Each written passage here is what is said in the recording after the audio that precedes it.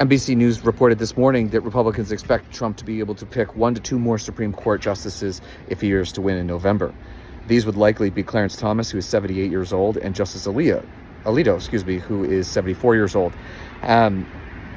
If those were to be replaced with young, far-right conservative justices, a conservative court will rule us for the next 30, 40 years. So for most of us, most of our lifetime.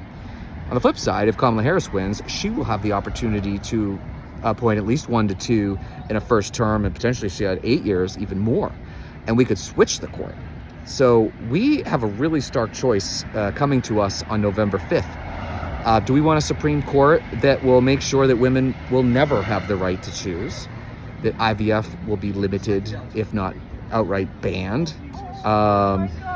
Worker protections, you could forget about it. Corporations will love it because they will gut every regulation. Environmental progress, absolutely not.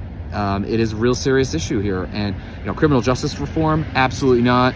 I mean, basically anything that affects a person over a business will be toast. And it will be business friendly, and they won't care about workers. The unions forget about it. All of these things. And it will be like that for decades and decades, way past when Donald Trump will be around.